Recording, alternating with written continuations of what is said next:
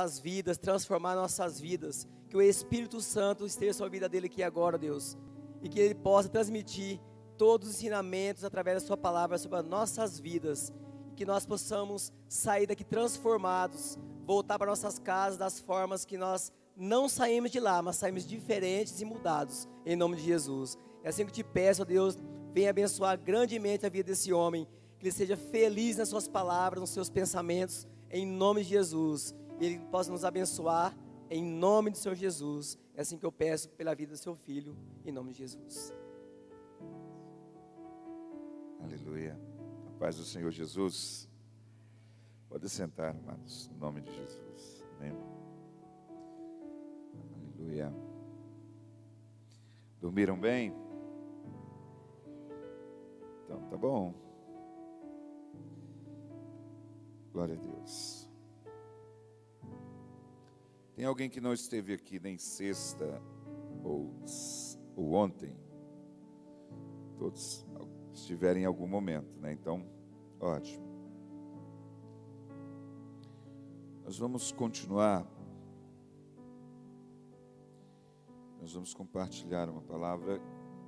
Se você está anotando, você pode escrever: o ministério profético da igreja, a ação do profeta contra Jezabel.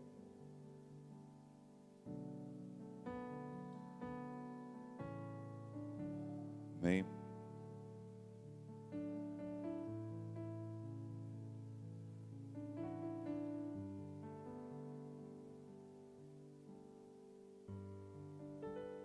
Durante aquelas coisas que nós já citamos, que ocorrem dentro de igrejas, tem uma situação que ela é recorrente e ela é comum. Às vezes as pessoas veem um problema surgindo dentro da igreja. O que muito crente faz? Fica de lado, cruza os braços e diz: eu quero ver se o pastor não vai tomar uma providência. Eu quero ver se a liderança não vai resolver esse problema. Cruza os braços e fica de lado, fica de fora. Existem situações que é só a liderança que pode resolver. Mas existem outros que é você que precisa se posicionar imediatamente como igreja. Mas aí muitas vezes a gente não quer problema. Então é mais fácil cruzar os braços e transferir a responsabilidade. Tem situações que é só a liderança que vai resolver. Mas tem situações que é você, porque você é a igreja, você precisa se posicionar imediatamente. Não pode cruzar os braços. Um dia eu estava chegando na igreja, faz tempo isso, anos atrás. Mas eu lembro bem dessa cena. Eu estou chegando, aí uma irmã veio. Ela veio aqui, não sei se chama balinha, bombom, confeito, como que chama? Porque no Brasil muda muito o nome. Bala. Bala.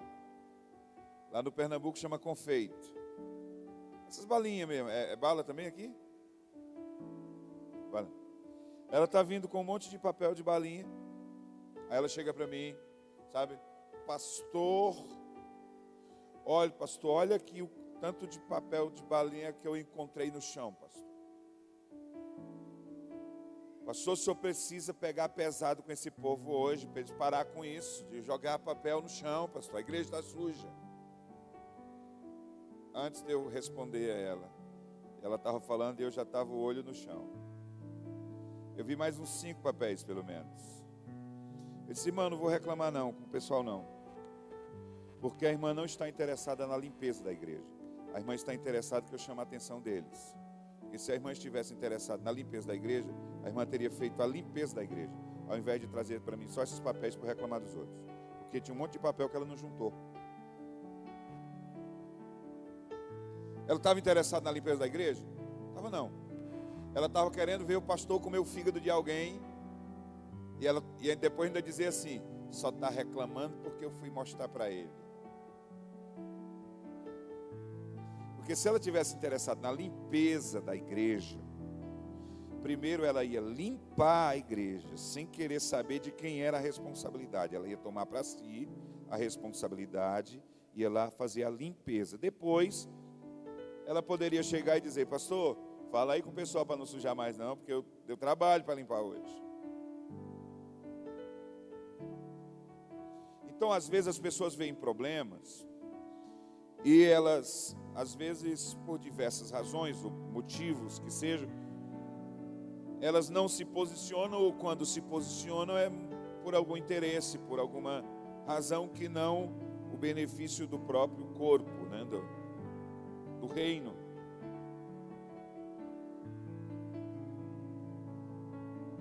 A palavra de Deus fala sobre dons. Dentre os dons há o dom de profetizar. É bíblico. Também fala sobre ministérios, em Efésios 4:11. Deus escolheu uns para apóstolos, outros para profetas, evangelistas, mestres, pastores. Eu creio, é bíblico, está escrito. São 5 ministérios. Eu creio que tanto existe o profetizar como dom, quanto existe o ministério profético. É bíblico. O problema é que aqui no Brasil eles têm transformado os ministérios em nível eclesiástico. O apóstolo é maior do que o pastor, e a Bíblia não está falando sobre nível eclesiástico, está falando de função para o corpo, porque o que está escrito é: Deus escolheu uns para apóstolos, outros para profetas, evangelistas, pastores, mestres, para o aperfeiçoamento dos santos. Então são funções no corpo para o aperfeiçoamento dos santos. É bíblico, eu creio. Deus tem pessoas com ministério, ainda hoje, Novo Testamento, isso é bíblico. A gente vê lá alguns profetas da época de Paulo, inclusive alguns que profetizaram a sua prisão e morte. E o problema é que hoje se transformou isso em nível eclesiástico e fica aquela... Uma vez eu estava num evento e eu fui chegando, eu disse: senhor pastor, ele me respeite, rapaz, eu sou apóstolo. Eu disse: me perdoe, eu não sabia. E eu não teria nenhum problema de tratá-lo como apóstolo, se assim eu soubesse. Para mim, tanto faz.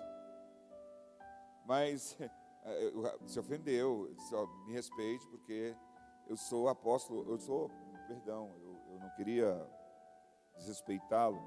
Então, para as pessoas foram colocando como níveis eclesiásticos, e aí um é maior do que o outro e tal. Olha para quem está do seu lado e pergunte aí: você já ouviu falar de algum profeta sem dom de profetizar, nem ministério de profeta?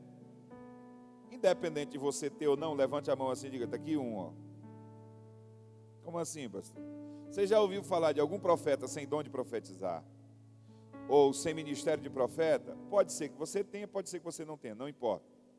Eis-me aqui. Por quê? Quem aqui é a igreja? Se você é a igreja, pesa sobre a igreja uma responsabilidade profética. Você é coluna e baluarte da verdade. Se você é a igreja, você tem uma responsabilidade profética. Se você tem uma responsabilidade profética, você é o quê? Profeta. Às vezes eu presencio pessoas dizendo assim, ó, cantando nas igrejas: eu quero ser profeta para essa geração. Quantos aqui querem ser profeta para essa geração? Pode dizer amém? Você quer mesmo? O que um profeta faz? O que ele pensa? Como ele se posiciona? O que para um profeta é inegociável? Como ele vive? O que ele defende? O que ele acredita? Porque a coisa de menor importância que um profeta faz é profetizar. Quantos querem ser profeta para essa geração? Diga amém de uma forma mais empolgada. Amém? Você quer mesmo? Porque se você quiser ser profeta, você precisa ter essas respostas às perguntas que eu acabei de fazer. Às vezes a gente canta e chora: eu quero ser profeta para essa geração. Deus também quer. Mas o que as pessoas pensam normalmente sobre isso? Olhe, me respeite porque eu sou profeta. E o que é que o profeta faz? Não, eu profetizo.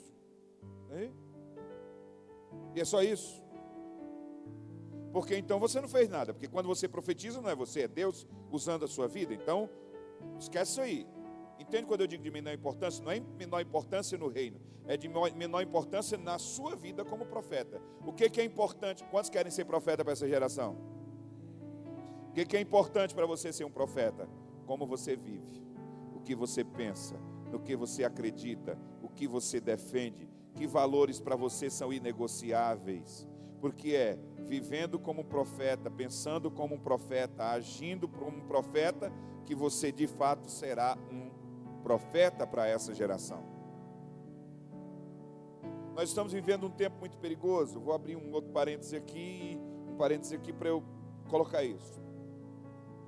Que é um outro assunto que demandaria tempo, mas deixa eu te mostrar uma coisa. Eu estava um dia na casa de um amigo meu, um pastor, estava ministrando na cidade, e normalmente eu levanto, eu deixo ali louvores, eu vou ter meu devocional ali com Deus, e quando eu saio do quarto, eu venho às vezes com louvor ali, e eu estava uma música no celular, até no YouTube, e estavam à mesa do café já, quando eu sentei, estava aquela canção, e aquele irmão que estava ministrando o louvor, ele disse: sinta a presença de Deus, sinta a presença de Deus. Eu dei uma pausa, deixa eu mostrar uma coisa para vocês aqui. Eu disse: olha, vocês prestaram atenção na expressão que ele acabou de usar? Irmãos, não é que seja errado dizer isso, amém? Mas eu quero só mostrar algo. Eu disse para eles, eu digo: deixa eu mostrar uma coisa. Você prestou atenção na expressão que ele acabou de usar? Sinta a presença de Deus? Disse, sim. Só. Isso é um problema grave para nós hoje como igreja. Por quê? Boa parte das pessoas que estão frequentando as igrejas, elas estão em busca de sensações. Elas querem sentir a presença de Deus. Elas querem sentir Deus. Oh, irmão, só arrepiei todinho, aleluia.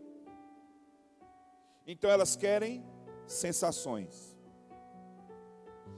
Deus, é impossível que estando na presença dEle, o nosso espírito percebendo, comunicando a nossa alma, que é o centro das nossas emoções, é impossível que o nosso corpo não arrepie, estremeça.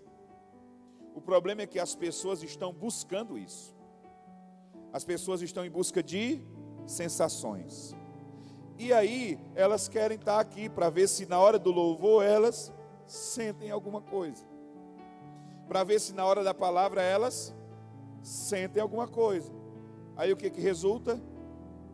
Hoje eu não gostei do culto. Na hora do louvor eu não senti nada. Eu não gostei do culto hoje. Na hora da palavra eu não senti nada. Deixa eu dizer um negócio para você aqui. Você não vem para cá para gostar ou deixar de gostar do culto. Por quê? O culto não é para você. Você não tem que gostar ou deixar de gostar. O culto é para Deus. Você não vem aqui para gostar do culto. Você vem aqui para prestar um culto a Deus. Quem tem que decidir se está gostando do culto que você está oferecendo a Ele é Deus. Não é você gostar do culto ou deixar de gostar do culto. Amém. Mas aí o crente, eu não gostei do culto hoje. Eu não vou que dia tem culto aqui na semana? Quarta, sexta e domingo. Eu não vou na sexta-feira, eu não vou na quarta-feira, porque eu não gosto do culto de quarta. Eu não gosto do culto de sexta-feira. Eu não gosto do fulano que vai estar pregando. Eu não gosto quando o fulano ministra o louvor. Você não tem que gostar ou deixar de gostar de coisa nenhuma. Está bem claro isso? Que você não tem que gostar ou deixar de gostar, porque não é para você.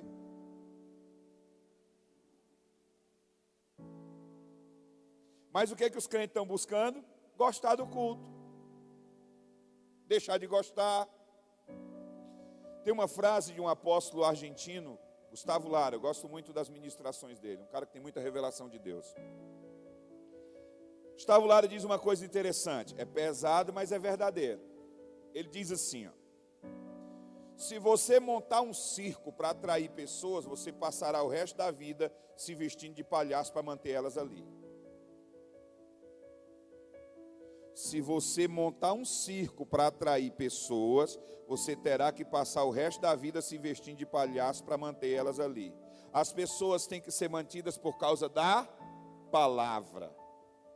Qual é a única coisa que liberta? Palavra. Eu já orei por pessoas doentes de câncer que foram curados, paralítico que hoje anda.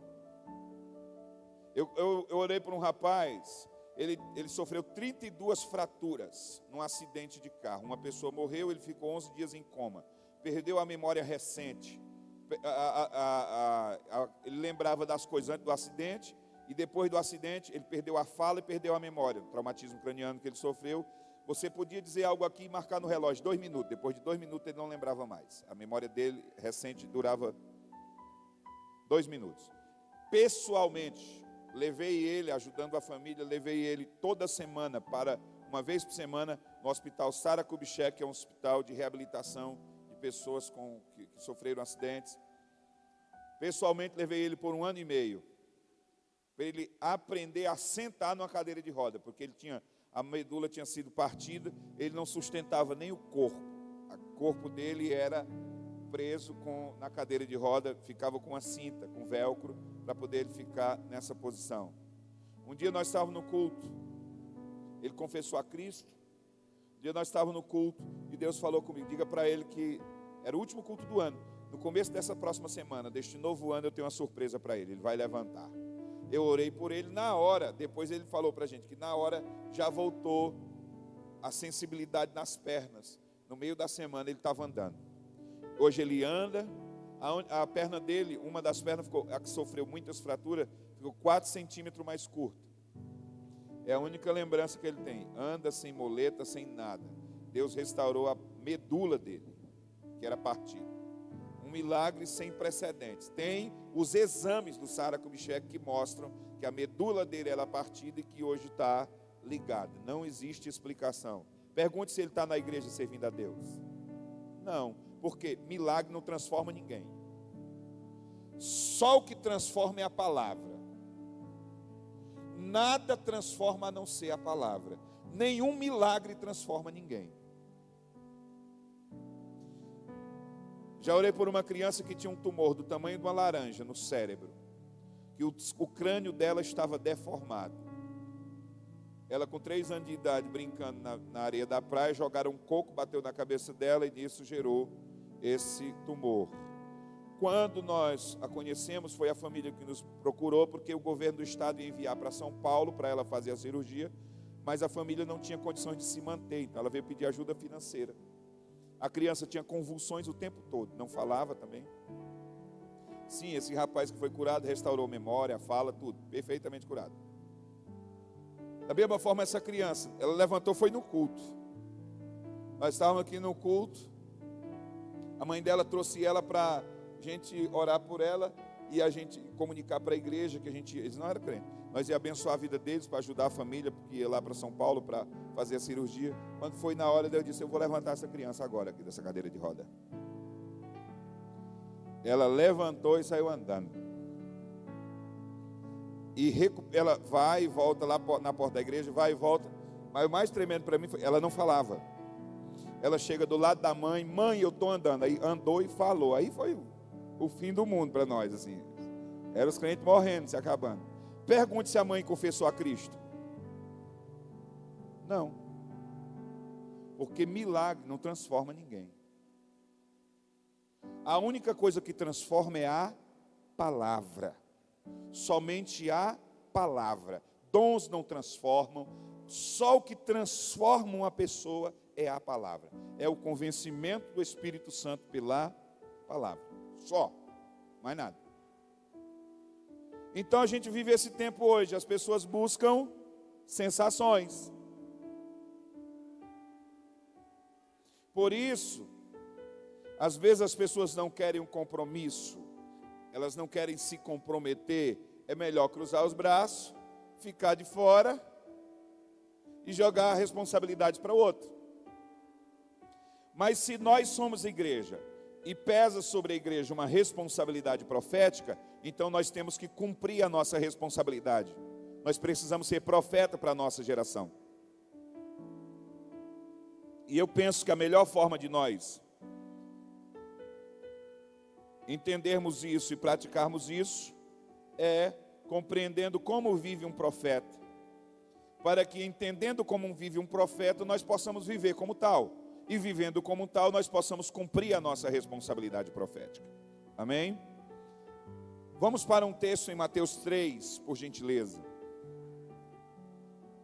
Se é para nós entendermos como vive um profeta, vamos logo para aquele que Jesus disse que, nascido de mulher, ninguém foi semelhante a ele. Vamos olhar para a vida de João Batista e a gente entender algumas coisas de como é que vive um profeta, para que a gente possa viver como tal.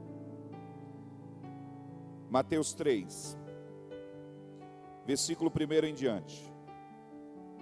Naqueles dias surgiu João Batista pregando no deserto da Judeia e dizia: arrependei-vos, porque o reino dos céus está próximo. Este é aquele que foi anunciado pelo profeta Isaías: voz do que clama no deserto, preparai o caminho do Senhor e endireitai as suas veredas. João tinha suas roupas feitas de pelo de camelo e usava um cinto de couro na cintura. Alimentava-se com gafanhoto e mel silvestre. A ele vinha gente de Jerusalém, de toda a Judeia, de toda a província adjacente do Jordão. Confessando seus pecados, eram batizados por João no rio Jordão. E vendo ele muito dos fariseus e dos saduceus que vinham ao seu batismo, dizia-lhes: raça de víboras, quem vos ensinou a fugir da ira vindoura? Produzis sim frutos que mostrem vosso arrependimento. Não presumais de vós mesmos, dizendo: nós temos por pai Abraão. Porque eu vos digo que mesmo destas pedras Deus pode gerar filhos a Abraão. O machado já está posto à raiz das árvores. Toda árvore, pois, que não produz bom fruto é cortada e lançada no fogo. Eu vos batizo com água para arrependimento, mas depois de mim vem alguém mais poderoso do que eu, tanto que não sou digno nem de levar as suas sandálias. Ele vos batizará com o Espírito Santo e com fogo. Ele traz a pá em sua mão e separará o trigo da palha. Recolherá no celeiro o seu trigo e queimará a palha no fogo que jamais se apaga. Se é para nós compreendermos como vive um profeta e assim a gente também viver como tal, vamos olhar primeiro para aquele que, nascido de mulher, ninguém foi semelhante a ele. A respeito disso, primeiro eu gostaria que você falasse para quem está do seu lado, diga assim: você é muito maior do que João Batista. Como assim? Se ninguém nascido de mulher é maior do que ele. Olhe de novo, diga: você é muito maior do que João Batista. Mas pastor, Jesus disse que não tem. Calma. No Antigo Testamento, o Espírito Santo não morava em ninguém. Poucas pessoas tiveram por muito tempo a presença do Espírito Santo, porque o Espírito Santo não vinha para morar numa pessoa. Ele vinha, se apoderava daquela pessoa, usava para o propósito que queria e depois se retirava.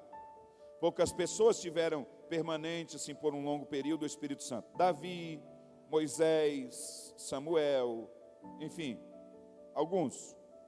Mas a população não tinha isso.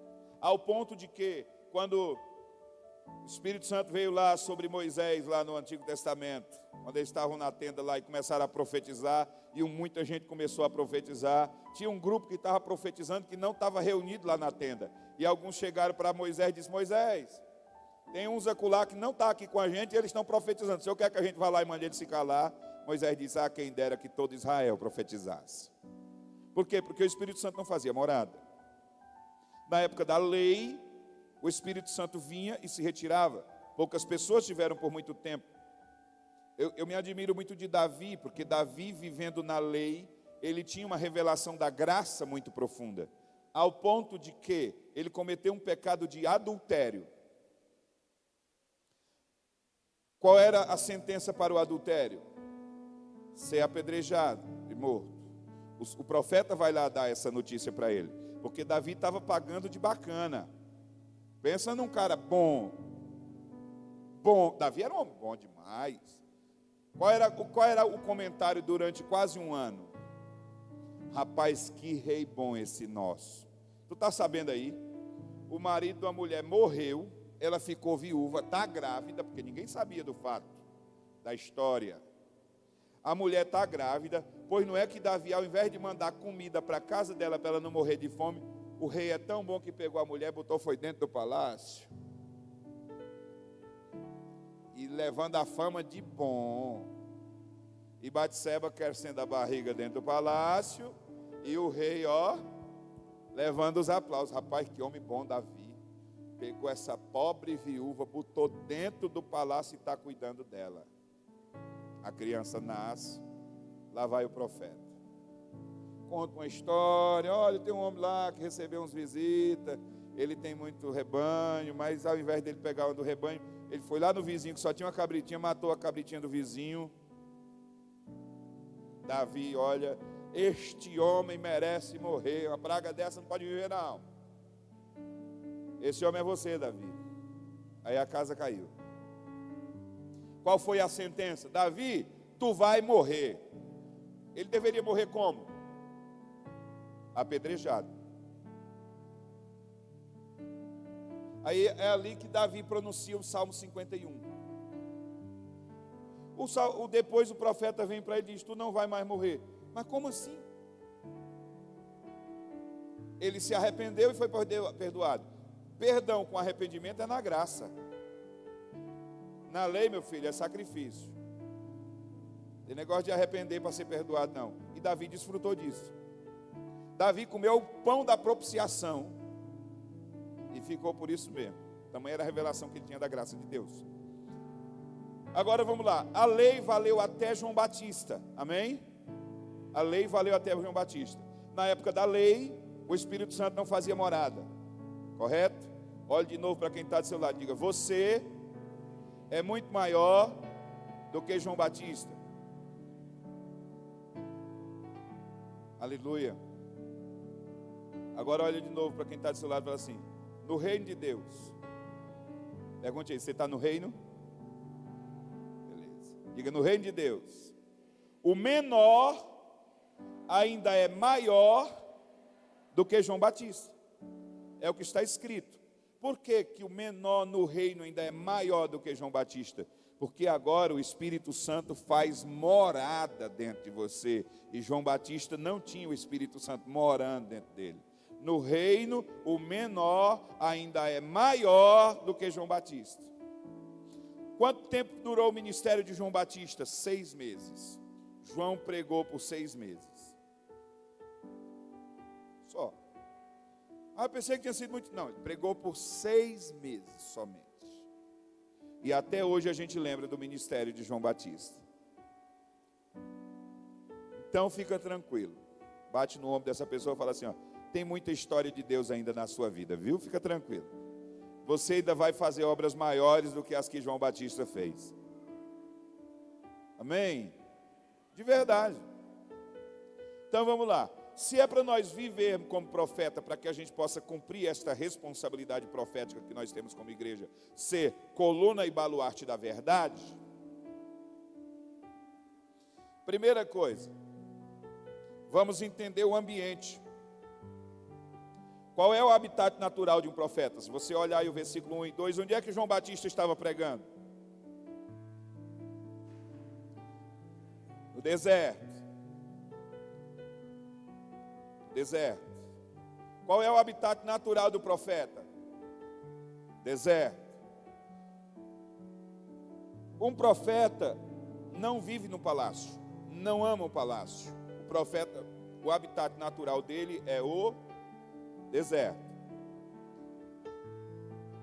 Poucas vezes na Bíblia você vai encontrar um profeta vivendo no palácio.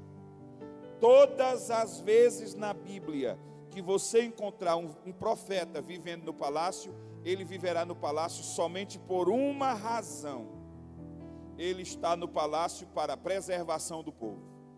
Ele vive no palácio para que o povo não seja destruído, somente por isso. Um profeta só vive no palácio para a preservação do povo. Mas mesmo ele vivendo no palácio, várias vezes por dia ele vai botar a cara lá na janela e olhar para a banda do deserto, porque é lá que está o seu coração, porque lá é o seu habitat, porque lá é a sua morada, é ali que ele se sente bem, é ali que ele desejaria estar. O profeta só vive num palácio quando é para a preservação do povo, somente para isso. Mas qual é o seu habitat natural? O deserto. Por que que parte da igreja brasileira não está conseguindo cumprir esta responsabilidade profética que nós temos como igreja? Porque parte da igreja está amando, se embriagando com as coisas do palácio, desejando as coisas do palácio. Parte da igreja hoje vive aborrecendo o deserto, não quer o palácio e as coisas do palácio. Quando eu me refiro a palácio, não me refiro unicamente à estrutura, também. Porque as pessoas gastam 1 bilhão aqui no Brasil numa aberração que eles vão chamar de templo. E eu uso a palavra aberração mesmo. Por quê? Porque nós devemos ir a Jerusalém, Judeia, Samaria até os confins da terra. E fazer isso tanto quanto. Não é ganhar primeiro Jerusalém para depois ganhar a Judeia, para depois ganhar Samaria, para depois ganhar os confins da terra. Não, você tem que estar fazendo isso ao mesmo tempo. De alguma maneira você precisa estar envolvido com isso, que acontece ao mesmo tempo. Mas hoje as pessoas têm se embriagado com as coisas do palácio, amado as coisas do palácio, desejado isso. Eu estava conversando com um pastor, e ele falando comigo, rapaz, eu conheço ele já há bastante tempo. Ele disse, rapaz, eu vou ter que gastar 300 mil agora no som da igreja. Uma igreja grande, e com bastante recurso financeiro. Ele disse, rapaz, eu vou ter que gastar 300 mil agora com o som da igreja. Aquilo me bateu uma tristeza. Não porque não se deve gastar esse valor num som de igreja. É que eu sabia que aquela igreja não gasta 1 centavo para alcançar povos ainda não alcançados. Então o problema não é você fazer algo. O problema é você fazer algo sem estar fazendo as outras coisas que também são mais importantes. A estrutura é importante. Porque é a ferramenta que a gente vai utilizar às vezes para treinar outras pessoas, para que ganhe mais pessoas, é importante. Amém? Não estou falando contra a estrutura. Mas lembre de uma coisa: tudo que a igreja construir como estrutura na terra ficará para o anticristo. Não esqueça disso. Tudo que a igreja construir na terra como estrutura ficará para o anticristo. A igreja não vai levar. Não estou dizendo que não é importante ter uma estrutura. Estou dizendo que devemos agir de forma consciente, sabendo que toda a estrutura que nós construirmos servirá ao anticristo depois que a igreja. Aí também pode ficar para os TJ, porque ele diz que vão ficar por aqui mesmo, a gente deixa para eles também. Preste atenção. Estude, trabalhe, prospere, sonhe, planeje. Só não coloquem nada disso no seu coração. Porque o problema é que parte da igreja hoje está vivendo como se não fosse partir daqui, como se não fosse ir embora daqui. Um dos assuntos que menos se prega hoje nos púlpitos, 2 coisas não se pregam, aliás, muitas coisas não se pregam, mas vamos lá. Quase não se fala sobre arrebatamento, quase não se fala sobre cruz, sobre morte, sobre renúncia, sobre morrer de fato, morrer para o mundo. O que é que se prega? Olha, 5 passos de como você ter sua vitória, 3 maneiras de como você ser uma pessoa vitoriosa, e tal. A igreja está vivendo, parte da igreja está vivendo como se não fosse partir daqui. Uma vez eu ministrei uma palavra que o Senhor colocou no meu coração. A primeira vez que eu ministrei essa palavra lá na igreja. Tem algumas palavras que eu ministro todo ano na igreja. Eu repito elas todo ano. A mesma ministração. Não tem problema nenhum. Quando eu comecei a pregar, eu tinha aquela preocupação. Rapaz, e se eu esquecer e pregar de novo a mesma mensagem? Até que eu ficava com aquela preocupação. Aí um dia, assistindo a ministração de Billy Graham, ele disse assim: uma ministração minha começa a ficar boa depois que eu preguei 60 vezes. Esse Billy Graham dizia que a ministração dele começou a ficar boa depois que ele pregou ela 60 vezes. Aí eu perdi esse negócio de ficar com medo de pregar a mesma mensagem. Então tem mensagens, eu tenho várias mensagens. Por exemplo, uma sequência de mensagens sobre inferno. Eu prego todo ano lá na igreja. É bem interessante a reação do povo. Eu também ministro essa palavra, uma palavra que Deus me deu sobre o direito que a morte tem de matar. Porque quando Deus criou o homem no Éden, o homem não ia morrer. Tinha lá a árvore do conhecimento do mal, mas também estava a árvore da vida. Se ele comesse daquela árvore, ele viveria eternamente. A morte passou aos homens a partir do momento que o homem pecou. Depois que o homem pecou, veio a morte. A morte se tornou um credor, o salário do pecado. O pagamento do pecado é a morte. A morte é um credor que pode cobrar uma dívida. Então, se uma pessoa está numa vida de pecado, ela não tem nenhuma garantia de que estará vivo daqui aos próximos 5 segundos. Ninguém na terra pode garantir isso. Aí o crente usa jargão de crente e transforma isso em doutrina bíblica. Vamos lá, jargão de crente. Quem tem promessa de Deus não pode, antes que... Quem foi que disse? Ah, pastor, mas tem promessa de Deus, não pode morrer. Pode sim. Mas tem promessa de Deus, não pode morrer antes que se cumpra. Pode morrer, cair sequinho, morro. Mas tem promessa de Deus. Você conhece um homem chamado Moisés? Você conhece alguém na Bíblia com mais promessa do que ele para entrar na terra prometida? Entrou? Ai não, mas ele não tinha promessa de Deus. Tinha ou não tinha? Entrou na terra prometida, nem os ossos. Por que precisava ser escondido o corpo dele? Porque o povo poderia lembrar do que José disse: gente, daqui a muitos anos Deus irá tirar esse povo aqui do Egito, vocês não esqueçam, leve meus ossos daqui. Moisés morreu no deserto. Se o povo encontrasse, levaria seus ossos para sepultar, mas Deus tinha dito: você não entra. Ah, mas eu tenho promessa de Deus. Quebra princípio que você descobre o que acontece. Não vá nessa onda aí não. Ah, mas eu tenho promessa de Deus. Moisés tinha um monte. Pensa numa pessoa que tinha promessa de Deus para entrar na terra. Aí um dia ele estava bravo. Deus disse: fale com a rocha que ela dá água. Ele chegou lá: porventura Deus poderá tirar a água desta rocha. E bateu com o cajado na pedra, feriu a pedra. Saiu água? Saiu. Mas depois nós conversamos, Moisés. Quando foi chegando, Moisés sobe naquele monte, olha lá. Eu quero entrar, não vai entrar mais não. Não, mas eu quero entrar, não, não entra não. Mas eu quero entrar, não, faça o seguinte: suba no monte, olhe. Vai botar seu pezinho lá, você não vai não. Não entrou não. Porque quem tem promessa de Deus pode sim morrer antes que ela se cumpra.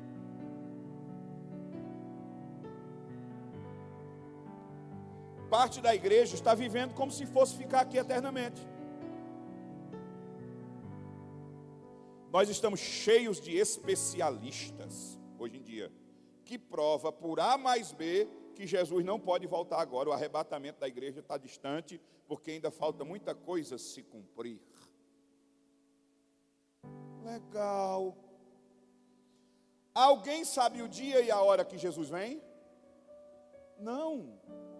Ninguém sabe o dia e a hora que ele vem. Então ninguém sabe o dia e a hora que ele não vem. Ninguém pode provar para mim que Jesus não volta agora. Eu não posso provar para você, pela Bíblia, que Jesus vem hoje. Mas ninguém pode me provar que ele não vem. Porque assim como ninguém sabe o dia que ele vem, ninguém sabe o dia que ele não vem. Viva cada dia como sendo o último. Trabalhe, sonhe, prospere, estude, só não coloque em nada disso seu coração. aqui não é nossa pátria, aqui não é nossa casa, aqui nós somos peregrinos e estrangeiros, aqui é só o deserto, aqui não há palácio para nós, nossa morada é outra. Então o nosso espírito, a nossa alma, o nosso entendimento tem que estar o tempo todo: Maranata, Maranata, Maranata, Maranata, Maranata, Maranata, Maranata, Maranata. O tempo inteiro. Você acha que eu saio de casa, me despeço da minha esposa, pensando que eu vou voltar a vê-la? Não. Eu me despeço da minha esposa, dos meus filhos, cada vez que eu saio, como sendo o último dia que eu estou vendo eles. Eu faço isso de verdade. Por quê? Porque eu estou esperando que Jesus volte hoje. Eu esperava que fosse ontem. Ele não veio ontem, eu espero que ele venha hoje. Eu estou crendo que ele vem hoje. Eu posso fazer uma oração aqui, de olhos abertos? Eu já vi crentes se benzendo enquanto eu estou fazendo essa oração. E eu faço ela com sinceridade diante de Deus. Posso orar? Deus, não permita que nenhum de nós passemos vivo por aquela porta hoje. Não deixe que nenhum de nós volte para a nossa casa. Não permita que eu volte a encontrar minha esposa e meus filhos. Não permita que nenhum de nós provemos do almoço que está sendo preparado hoje. Mas antes de terminar este culto, em nome de Jesus, vem nos buscar. Eu faço isso com sinceridade de coração. Se você na sua mente pensou assim: está repreendido, está repreendido, está repreendido, é bom você examinar algumas coisas. Porque parte da igreja não consegue cumprir sua responsabilidade profética, porque parte da igreja está amando e desejando as coisas do palácio. Uma das coisas que a teologia da prosperidade não pode fazer é pregar a volta de Cristo.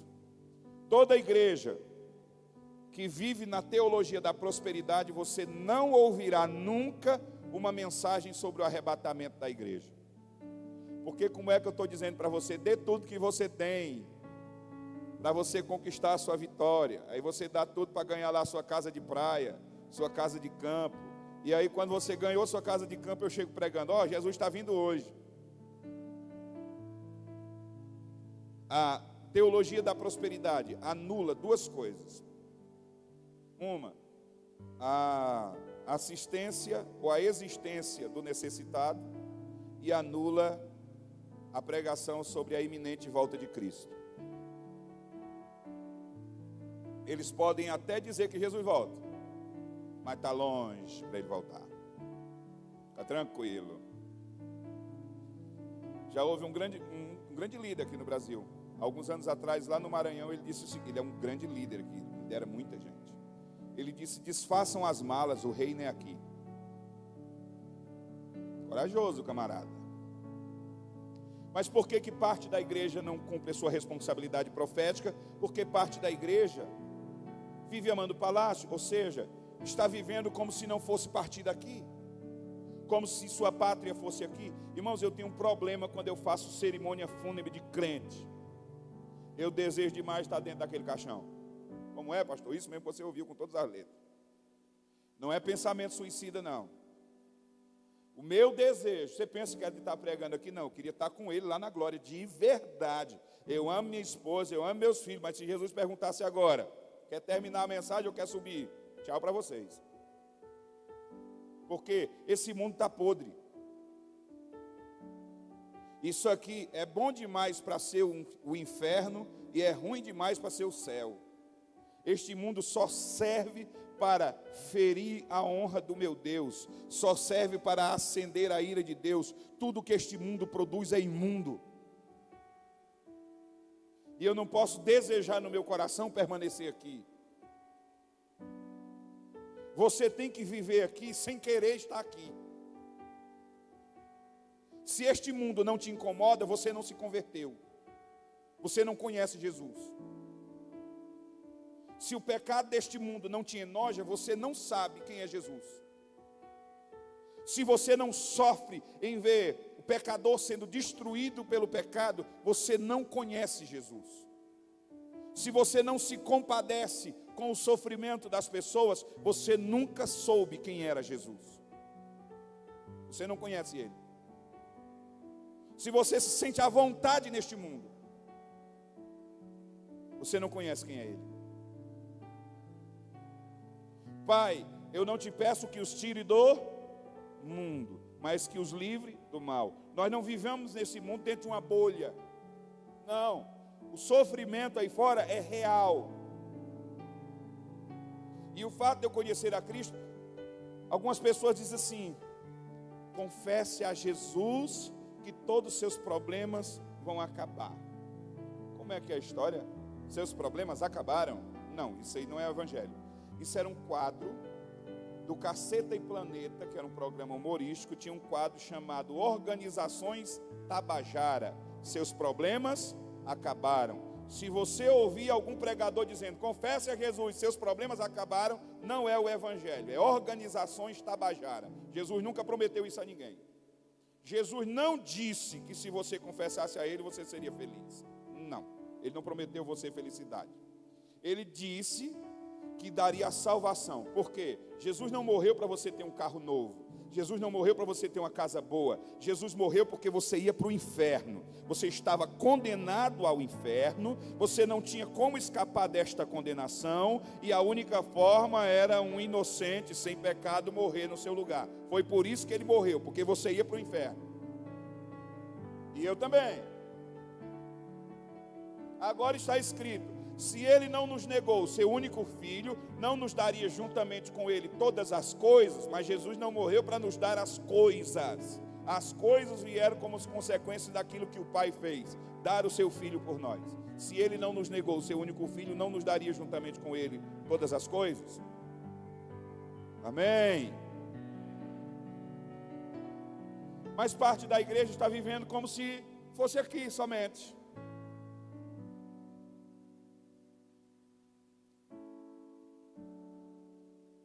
Pergunte aí para quem está do seu lado, fala assim, ó, qual o número da sua senha?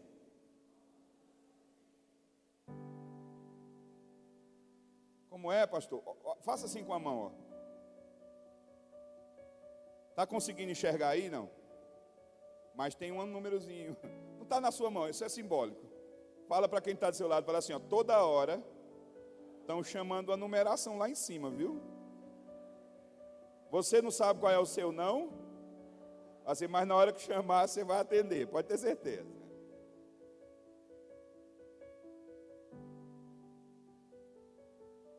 Ai, pastor, eu quero trocar a minha ceia. Se você quiser trocar, você troca no escuro.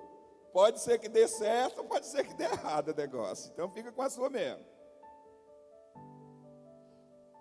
Veja bem, para nós vivermos como profeta, para nós cumprirmos nossa responsabilidade profética, temos que viver como profeta. Primeira coisa, ambiente. O habitat natural do profeta é um deserto.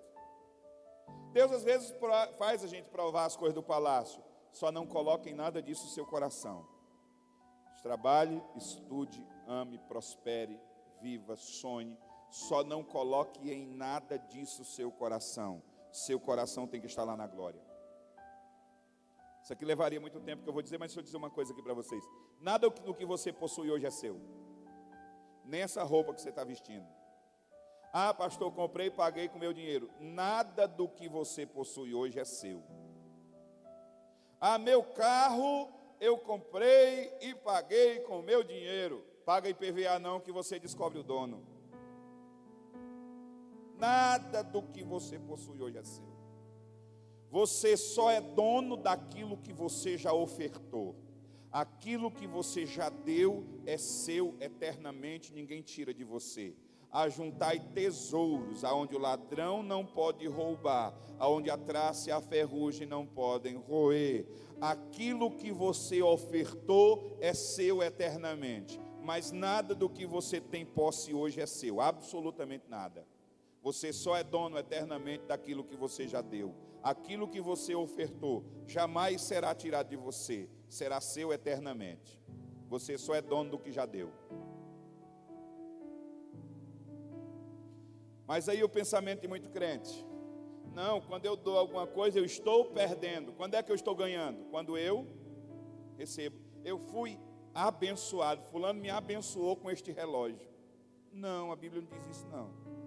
A Bíblia diz que mais bem-aventurado, mais feliz, mais bem-aventurado é dar do que receber. Mais bem-aventurado é dar do que receber. Mas no entendimento de muito crente, quando ele recebe, ele está perdendo. Ele está ganhando, é quando ele dá, ele está perdendo. Quando ele recebe, ele está ganhando. Mas a Bíblia diz o inverso. Quando você está dando, você agora está ganhando eternamente, porque você juntou um tesouro no céu. Eternamente. Agora é seu eternamente. Tudo que você já ofertou será seu eternamente. A Bíblia diz uma coisa interessante lá em Provérbios: quem retém o que deveria ofertar, empobrece. Quem retém o que deveria ofertar, empobrece. As pessoas vivem colocando o coração aqui. Nosso coração tem que estar lá, irmãos, lá na glória. Primeira coisa, o ambiente. Segundo, pergunte aí para quem está do seu lado: você quer ser profeta para essa geração? Para ser o profeta, não busca holofotes. Ao invés de João Batista pregar nas ruas de Jerusalém, ele foi para o deserto. Pregar no deserto. E o povo, se quisesse escutar ele, que fosse lá para o deserto, para onde ele estava pregando. Eu creio que passou o tempo daquela geração que brigava para ter o rosto estampado no outdoor. Eu creio que passou o tempo dessa geração aí, que brigava para ter o rosto estampado no outdoor. Quantos querem ser profeta para essa geração? Eu creio que Deus também quer. Agora, eu creio que chegou o tempo da geração que deseja desaparecer para que Ele cresça, para que Ele apareça. Eu creio que esse é o tempo desta geração que deseja desaparecer, que não busca fama. Parte da igreja brasileira hoje é mais idólatra do que a igreja católica, porque a igreja católica adora santos vivos, santos mortos. A igreja evangélica, parte dela, está adorando o santo morto. Igreja católica adora santo morto, parte da igreja evangélica está adorando santo vivo. Como assim? Nós estamos cheios de ídolos. Ídolos das pregações, ídolos da música gospel. Nós estamos cheios de ídolos e sendo adorados de fato. Não, fulano postou na rede social, se ele disse, então é verdade. Mas a Bíblia diz o contrário. Não, mas foi fulano que postou. Muita gente pauta a vida pelo que essas pessoas acabam falando. Pede uma contribuição na igreja para fazer um trabalho social. Tem não. Vai um cantor gospel cobrando R$100 o ingresso. Com licença da expressão. Um bando de besta vai lá e paga. Não estou dizendo com isso que ali não tem um custo, que ali não tem um investimento, que ali... O que eu quero dizer é o seguinte: é que tem muita gente hoje em dia no meio gospel tirando dinheiro dos bestas, porque é um mercado que está dando muito dinheiro. E pessoas que às vezes têm um chamado de Deus, têm unção de Deus, têm vida com Deus, são desprezados pelo próprio povo gospel, que vai idolatrar aqueles ídolos que estão lá. Idolatria mesmo, de se descabelar, de ficar com aqueles gritos histéricos. Como era o nome mesmo daquela banda que tocava quando Paulo pregava, em Atos? Como era o nome? Não tinha não. Não tinha não. Ou fazia um show antes de Paulo começar a ministrar. Não tinha. Não tinha não. O que tinha? Quando vocês se reúnem, uns têm salmos, outros têm cânticos, mas está falando da igreja como corpo. Ninguém está acima de ninguém, não existe uma mega estrutura e uma estrela gospel. Isso é idolatria. Idolatria da braba. Eu já cheguei para pregar em eventos e outras pessoas aqui do Brasil estariam ministrando, bastante conhecidas. Eu chego no aeroporto, aí as pessoas: ô pastor, eu receberam, mas eu vi que, sabe quando você percebe que a pessoa está um pouco constrangida? E eu disse: ô pastor, eu quero perguntar uma coisa para o senhor. a gente veio lhe buscar num Gol. O senhor tem algum problema? Eu digo, como é, homem? Não, porque a gente está ali num Gol e... Eu digo, homem, o senhor tem alguma preferência por carro? Eu digo, tenho. Que tenha 4 pneus. Mas se tiver 3 ruins, pelo menos um bom, a gente vai do mesmo jeito. Aí depois, aí ficou rindo e tal, já quebrou aquele clima. Aí no carro eu queria saber, eu digo, gente, mas por que vocês ficaram aquele negócio? Eu vi que vocês estavam bem constrangidos. Eles não me conheciam pessoalmente, assim, a gente tinha estado junto. Eu digo, por que vocês estavam com aquele constrangimento? Ele disse, não, pastor, porque fulano de tal, eu não vou dizer o nome aqui, certamente você conhece. Porque fulano de tal está aí, pastor, veio para cantar, e quando chegou lá, era um carro 4 portas, era um Siena. E a pessoa disse que não sairia do aeroporto naquele carro não, queria um carro importado e não ia naquele carro ali não. E tiveram que buscar um carro importado para buscar a criatura no aeroporto. E os crentes, bando de besta, bem feito.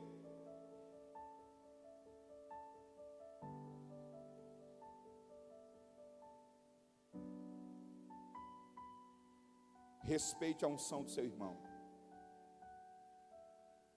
Não fique em casa porque A ou B vai pregar hoje ou amanhã. Respeite a unção do seu irmão. Porque você não sabe o que Deus já fez por detrás das cortinas para ele ou ela chegar ali. Respeite a unção do seu irmão. Respeite. Eu creio que passou o tempo dessa geração que brigava por fama, que brigava por ser conhecido. Me pressionam demais e eu sei que é uma ferramenta importante. Pastor, como é que eu faço? Qual o site para encontrar o senhor, para marcar uma agenda? Onde é que eu encontro material do senhor? E qual é o site? Não sei não, tem não. Mas por quê? De propósito. Eu tenho a rede social, onde eu às vezes posto alguma coisa, principalmente lá do sertão, para as pessoas acompanharem o que Deus está fazendo ali. Mas eu tenho muito medo, irmão, porque isso aqui é enganoso. Esse coraçãozinho aqui, se a gente não vigiar com ele, a gente começa a achar que a gente é alguma coisa. Não busque fama. Interessante que Jesus fazendo milagre, curava alguém, olhe, não conte para ninguém, vá e não fale nada. Mas peraí, se fosse hoje em dia, curou um milagre, peraí, vamos fazer uma selfie, filma aí, posta lá na rede social, põe no Insta. Já pensou Jesus, eita, um paralítico andou agora, faz uma selfie aqui comigo. Jesus fazia o que depois que curava alguém? Não conte para ninguém. E a Bíblia diz assim, e a sua fama aumentava.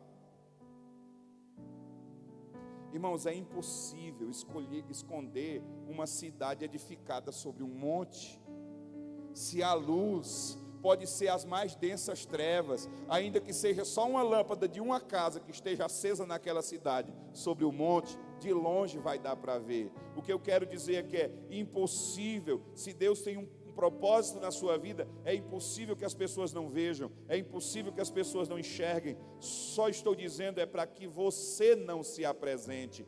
Deixa Jesus apresentar você. Deixa Jesus fazer isso. Ele faz.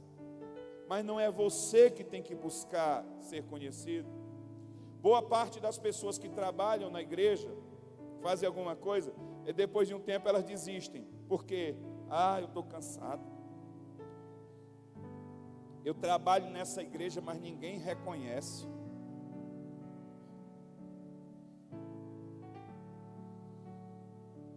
Vou pegar o pessoal do Ministério de Louvor de novo, porque é mais perto aqui, tá?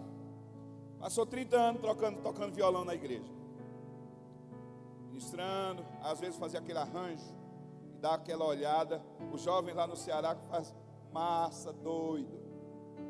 Dá aquele arranjo, a turma, ó. Dá aquele arranjo na voz, ó. Dá uma olhada para ver se alguém curtiu ali, percebeu que foi um arranjo. 30 anos ministrando na igreja, morreu, chegou lá na glória, chegou no balcão. Acabei de botar um balcão aqui no céu, mas tudo bem. Chegou aqui no balcão e disse, não, eu vim retirar aí meus galardões. Como é? Meus galardões, qual o seu nome? Fulano de tal, 30 anos servindo lá na igreja, tocando violão. Pega aí meus galardões. Seu nome, não, está zerado aqui, não tem nada não.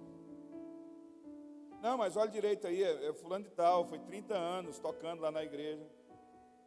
Não, está zerado, tem nada aqui não. Mas tem certeza, eu trabalhei 30 anos na igreja. É meu galardão. A Bíblia diz assim, ó. Aquele que faz, desejando ser visto, já recebeu o seu galardão. Qual? Ser visto. E lá na glória? Nada. Você não quer ser visto? Aí eu não vou fazer mais nada nessa igreja não, porque ninguém reconhece, ninguém percebe. Tá beleza, se você quiser que as pessoas vejam lá na glória, você não vai receber nada.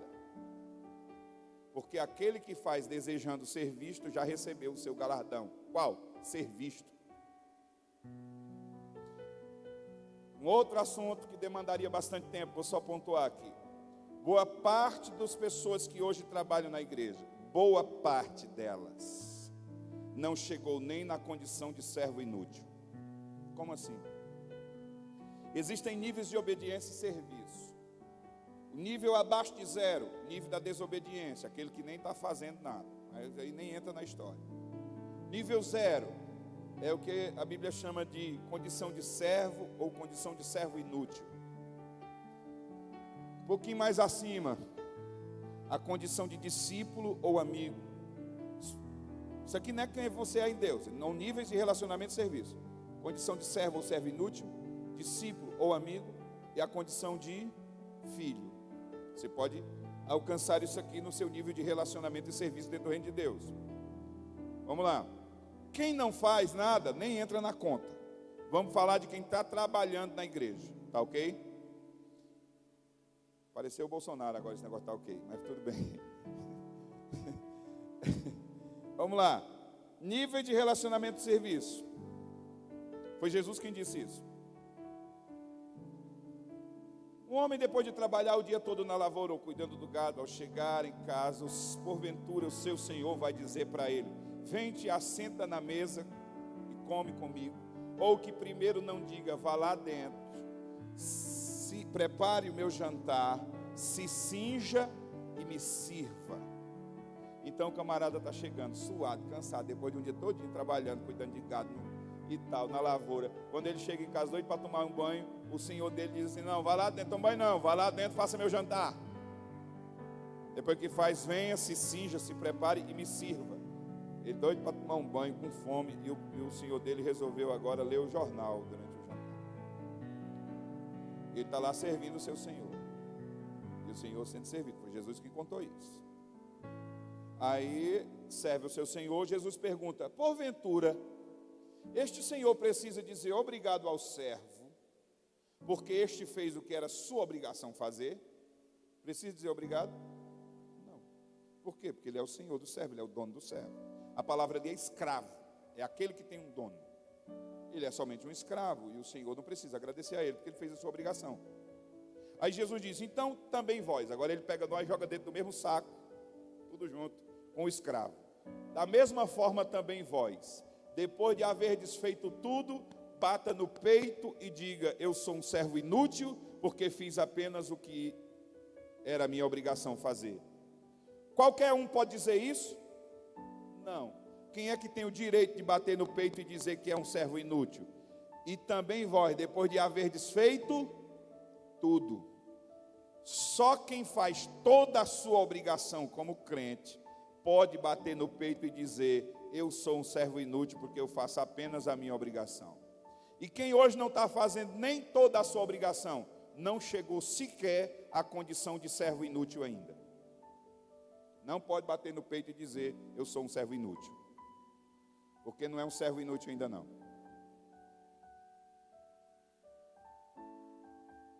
Só pode bater no peito e dizer: eu sou um servo inútil, aquele que hoje já está fazendo toda a sua obrigação. E também vós, depois de haver desfeito tudo, bata no peito e diga: eu sou um servo inútil. Mas é só depois de haver feito toda a sua obrigação. Olha para quem está do seu lado e diga assim: se hoje você não estiver fazendo toda a sua obrigação como crente, você não chegou nem a servo inútil ainda, viu? E houve silêncio na terra. Irmão, brasileiro não lê contrato. Brasileiro lê as letrinhas miúdas de contrato. No dia que você levantou a mão, estava tudo lá no contrato. Você que não leu, mas tudo isso aqui estava lá no contrato.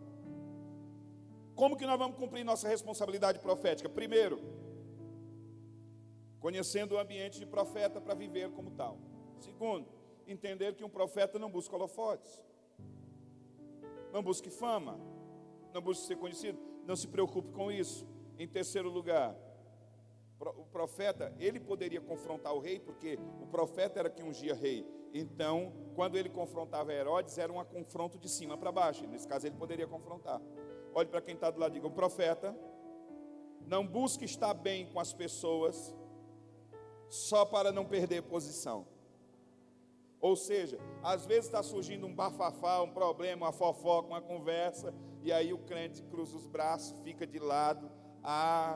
Eu não vou dizer nada com fulano, porque vai ficar chateada comigo. Eu quero ver se o pastor não vai tomar uma posição. Tem coisas que é só liderança, mas tem coisas que é você que tem que resolver imediatamente. Me traz 4 cadeiras para cá, por favor. Deixa em pontos diferentes, por gentileza. Aqui perto. Vou deixar essas 3 aqui. Isso. Pode deixar essa. Ótimo. Talvez eu precise da 4. Ok. Olhe para cá, por favor. Um profeta. Quantos querem ser profeta para essa geração? Fala para quem está do seu lado, fala assim: um profeta não se cala diante de uma fofoca e de uma difamação. Não vá contar uma fofoca perto de um profeta, não, que você vai ouvir. Digamos que uma pessoa tem um problema, ou está sabendo de um problema que está acontecendo. O que é uma fofoca? Olhe para cá, por favor. Eu não vou fazer aqui uma definição à luz do Aurélio ou do Google, não. Vou fazer à luz do entendimento bíblico que eu tenho, amém? Olhe para cá. Quando uma pessoa tem um problema, ou tem conhecimento de um problema de terceiro, e leva este problema para quem não pode resolver o problema, isto é fazer uma fofoca. Todas as vezes que um crente vai falar de um problema seu, ou de um problema de outro crente, para alguém que não pode resolver o problema, é só fazer fofoca. Por quê? Porque não pode resolver o problema. Isso é fazer fofoca. Está com algum problema? Procure quem pode resolver. Porque quando um crente vai falar com outro crente de um problema que ele não pode resolver, pode ser seu ou de terceiro, mas este aqui que vai ouvir não pode resolver, isto é fazer uma fofoca. Chegou alguém para conversar uma coisa com você, você pode resolver? Não, irmão, quero ouvir, não, bora, passa para o pastor isso aí, eu vou só orar, não quero saber não. Agora tem que ser crente para fazer isso. Por quê? É porque fulano vai ficar magoado comigo, eu não quero falar, porque a pessoa vai ficar chateada, eu não quero ninguém chateado comigo. Aí está querendo uma chateaçãozinha com ninguém. Se você é amigo do mundo, é inimigo de Deus. Qual é o seu problema? Quem você escolhe? Que lado você quer estar? Porque nunca você estará neutro. Você sempre estará escolhendo um lado. Não existe neutralidade no mundo espiritual. Ou você está em Deus ou você está no mundo. Ou você é de Deus ou você é do diabo. Não existe meio termo. Tudo que não te edifica já está te destruindo. Nada é neutro na sua vida. Tudo que você ouvir, tudo que você vê, tudo que não estiver te edificando enquanto você está ouvindo ou vendo, aquilo ali já está te destruindo. Tudo que não te edifica já te destrói.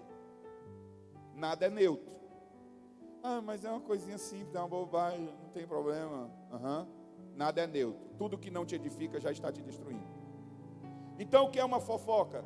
Quando uma pessoa leva um problema para quem não pode resolver o problema, ou não vai conduzir para quem pode resolver, porque às vezes a pessoa tem um problema, e ela vai levar aquele problema não para quem pode resolver, mas para quem vai conduzir para quem pode resolver. Aqui não está fazendo fofoca não, porque está conduzindo para quem pode resolver o problema.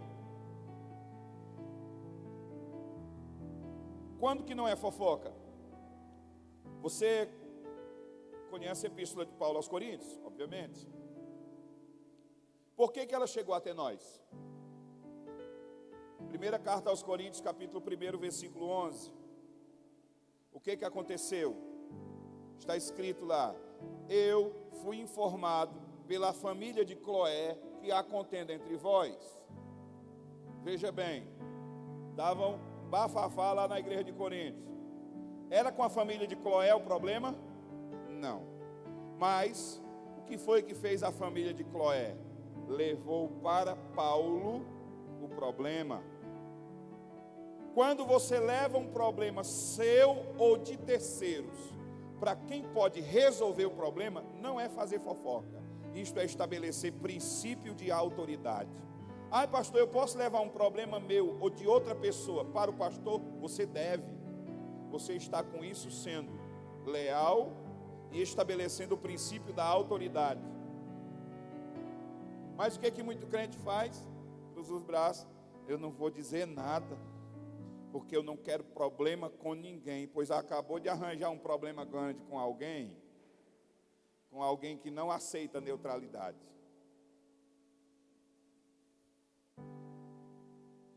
Todas as vezes que alguém leva um problema seu ou de terceiro para quem não pode resolver, isto é fazer uma fofoca. Quando você leva para quem pode resolver, isto é estabelecer princípio de autoridade. Por que Jezabel cresce no meio da igreja? Por que essas ações crescem? Às vezes as pessoas chegam, mas o pastor podia... O pastor não está sabendo não, irmão. Às vezes, bola de cristal de pastor antigamente vinha do Paraguai, funcionava um mês. Hoje em dia vem da China, você compra de manhã, de tarde está queimado. Como assim? Lembra da irmã Alice?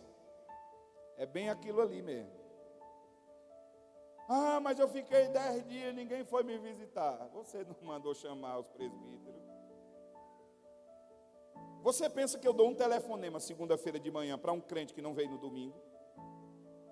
Eu ligo para aquele que eu sei que está doente, para aquele que eu sei que estiver passando uma crise familiar, alguma situação, e aí minha ação pastoral, sim. Mas aquele crente que não está doente, não veio na segunda-feira, não vem na terça-feira, não aparece na igreja, eu vou ligar para ele, para quê? Por que ele não veio? Porque não quis. E por que ele não me chamou? Porque ele não me respeita como pastor. Porque se ele me tivesse como pastor, ele dizia: pastor, eu não pude estar aí na igreja, ou não vou poder estar, ou mesmo que não esteve, ele avisa. Eu falo de púlpito. Você que não aceita a minha autoridade como pastor, não passe pelaquela porta ali e diga que é minha ovelha não, viu? Diga que você vem para os cultos aqui, mas não diga que eu sou seu pastor não. Eu só sou pastor daqueles que se submetem à minha autoridade como pastor. Não é porque você vem dentro desse ambiente aqui que você diz que é minha ovelha não. Eu só pastoreio quem se submete ao meu pastoreio.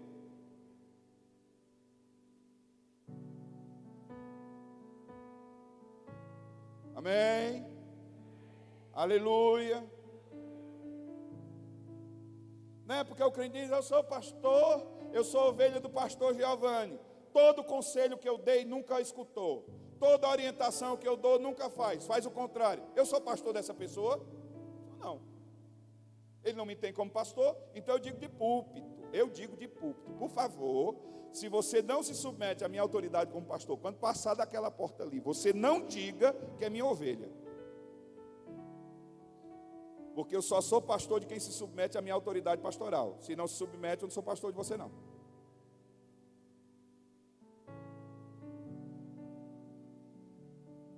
Olhe para quem está do seu lado e diga: um profeta. Fala assim: você quer mesmo ainda ser profeta? Tem certeza? Então vamos continuar. Fala assim: um profeta não se cala diante da mentira.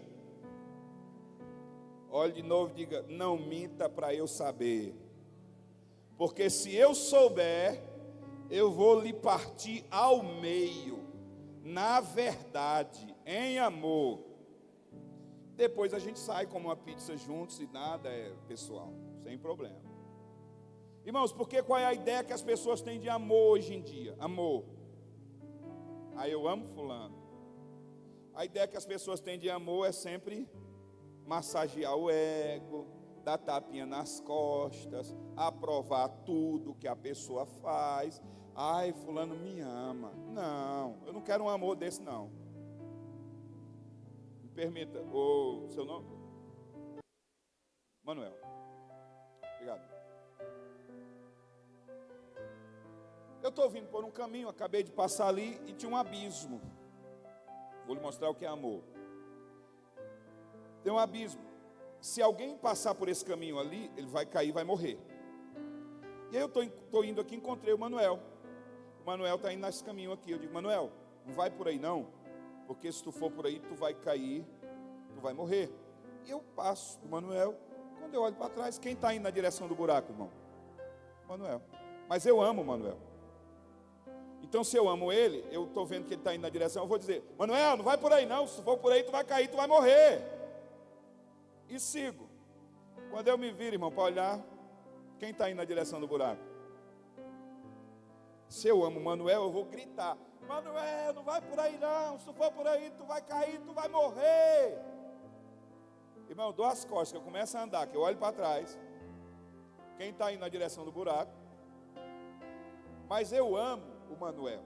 E se eu amo o Manuel, o que é que eu vou fazer? Porque eu amo ele. Eu vou correr. Eu vou dar uma voadora com 2 pés na caixa dos peitos dele, quebrar uma perna dele e dar um mata-leão, porque eu não quero que ele caia no buraco, porque eu amo ele. Porque se ele cair, ele vai morrer. Isso é amor. Quem te ama te confronta. Quem te ama aponta seus erros, porque ama você. Eu não entendo como é que um crente diz que tem como íntimo confidente, como íntima confidente, como melhor amiga, uma pessoa não crente. É impossível. Se uma pessoa crente tem como melhor amigo, como melhor amiga, como íntimo confidente, uma pessoa descrente, a luz desse crente, esse farol já queimou faz tempo. Não há mais luz nenhuma. Por quê? Porque vocês não são do mundo. Se vocês fossem do mundo, o mundo vos amaria. Mas porque vocês não são do mundo, o mundo vos odeia. A sua fidelidade a Deus precisa se tornar inconveniente para o mundo. Se você não é inconveniente para o mundo, a luz de Cristo não está brilhando em você. Porque a luz incomoda as trevas. Incomoda. Se a pessoa tem como íntimo confidente, como melhor amigo, uma pessoa descrente, eu não queria uma amiga dessa aí, um amigo desse não. Por quê? Porque se a pessoa está indo para o inferno, e esse melhor amigo que é crente, sabe dos pecados, sabe dos podres da pessoa, e não diz nada porque não quer perder a amizade, ô amigo, é uma amizade muito boa essa, deixando a pessoa ir queimar no fogo do inferno eternamente e não diz nada, quero um amigo desse nem de graça, nem pagando. É impossível um crente ter como íntimo confidente, como melhor amigo, uma pessoa descrente. Ele vai aborrecer você em algum momento. Ele vai se enjoar de você, porque você vai se tornar uma pessoa inconveniente. Porque você vai denunciar o pecado que está nele. É impossível. Você vai se tornar uma pessoa chata e inconveniente. Mas aí o que é mais fácil? Ah, eu amo fulano, eu não quero dizer nada porque eu não quero magoar. Amor? Que amor é esse? Falo de novo, não minta, para eu saber. Se eu souber, eu vou lhe partir ao meio, na verdade, em amor. Primeiro dia de trabalho da minha esposa. Não, primeiro deixa eu dar um exemplo prático. Às vezes toco o telefone em casa. Filhinha, se for para a mamãe, diga que eu não estou. Vai para o inferno e ainda quer levar a filha junto. Ai, pastor, que exagero. Calma. Primeiro dia de trabalho da minha esposa no Hospital do Câncer do estado do Ceará. Setor de nutrição. Nutricionista-chefe, doutora Joceana. Está a doutora Joceana e a minha esposa no escritório, toca o telefone. Quando Wanda vai estendendo a mão para atender o telefone, doutora Joceana, dona Wanda, se for para mim, diga que eu não estou. Wanda recolhe a mão, doutora, então peça para outra pessoa atender. Primeiro dia de trabalho dela. Peça para outra pessoa atender, porque se eu for atender, eu vou dizer que a senhora está, e que a senhora não quer atender no momento. Mas sendo Wanda, ela não disse só isso. Ela disse, eu não vou mentir para o inferno só por causa da senhora. Primeiro dia de trabalho dela. Ai, pastor, que exagero. Ah, é? Então vamos rasgar a Bíblia. Que a Bíblia chama de pecado. Não chama de exagero. Mentir é pecado. Você ser contra a mentira é ser contra o pecado. Mas vamos lá. Dentro daquele hospital tinha várias mulheres que trabalhavam no setor de nutrição, mulheres casadas que adulteravam com homens que trabalhavam ali naquele hospital. No dia que aquela mulher saía para encontrar um amante, tocava o telefone no setor de nutrição. Era meio mundo de gente para correr, para atender o telefone antes da dona Wanda. Porque se fosse o marido de uma mulher daquela que saiu com amante, eu conheço a mulher que eu tenho, ela não ia mentir para cobrir pecado de ninguém. Quem pariu Mateus, balança. Olhe para cá, o que é a mentira? A mentira é um fruto, correto? Quem é o pai da mentira? Diabo. Olhe para cá. Se a mentira é um fruto, e o pai desse fruto é o diabo, com quem o diabo coabitou, com quem o diabo, vou usar uma expressão, com quem o diabo teve relações para poder gerar este fruto chamado mentira, porque o diabo não gerou sozinho não, ele é só o pai, mas ele gerou com alguém. A mentira é o fruto, o pai do fruto é o diabo, mas ele não gerou este fruto sozinho. Vamos deixar isso aqui e já a gente volta para cá. O que é a verdade? É a pergunta que Pilatos fez a Jesus. O que é a verdade? É uma pergunta que a filosofia faz há séculos. Eu não vou fazer uma definição filosófica, eu vou fazer uma definição à luz da palavra de Deus, no entendimento que eu tenho na palavra de Deus. Amém? Primeiro, a verdade não é um conceito filosófico. A verdade não é o conhecimento, somente o conhecimento sobre o fato ou sobre alguém.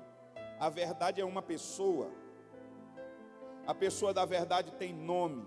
Qual é o nome da pessoa da verdade? Jesus. Jesus não disse que a verdade estava nele, não disse que ele estava na verdade, ele disse que ele é a verdade. Então, baseado nessas palavras de Jesus, que ele é a verdade, eu acredito que entre dois muçulmanos radicais, por exemplo, quando um fala a verdade para o outro, quem é que está ali no meio? Sem ele nem saber. Quem é que está no meio? A verdade, a pessoa da verdade. Quem é a pessoa da verdade? Jesus. Aonde alguém estabelece a verdade, quem é que está ali? A pessoa da verdade, que é Jesus. A verdade não é só uma ideia, a verdade não é só um conceito filosófico, a verdade não é só o conhecimento sobre um fato ou sobre alguém, a verdade é uma pessoa. Olhe para cá, por favor. Só pode gerar uma mentira, só pode começar uma mentira, só pode fazer nascer uma mentira quem conhece a verdade sobre aquele fato, quem conhece a verdade sobre alguém. A pessoa sabe qual é a verdade, ela sabe o que é a verdade, ela sabe qual é aquela verdade, mas ela prefere não falar a verdade sobre aquilo. Uma pessoa pode reproduzir uma mentira sem saber que é mentira, ou reproduzir uma mentira que alguém gerou sabendo que é mentira, mas só pode gerar uma mentira quem sabe a verdade. A pessoa conhece a verdade, ela sabe qual é a verdade, e ela opta por não falar a verdade, ela prefere falar uma mentira. Então, olhe para cá, por favor. A pessoa sabe qual é a verdade, mas ela decidiu que ela não vai falar a verdade. O que ela tem que fazer antes de mentir? Ela tem que dizer para a verdade: saia daqui, vá embora daqui, não há lugar para você aqui. Eu não te quero aqui, não há lugar para a verdade aqui, eu não quero a verdade aqui, saia daqui. Ela nega a verdade, ela coabita com o diabo e ela gera um fruto chamado mentira. Ninguém mente sem negar a verdade, ninguém mente sem negar a Cristo. Isto é dizer: filhinha, diga que mamãe não está. Ninguém mente sem negar Jesus. Ninguém.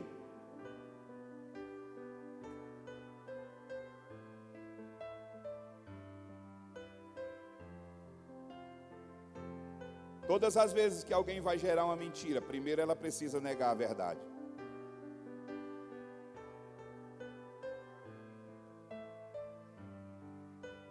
Amém?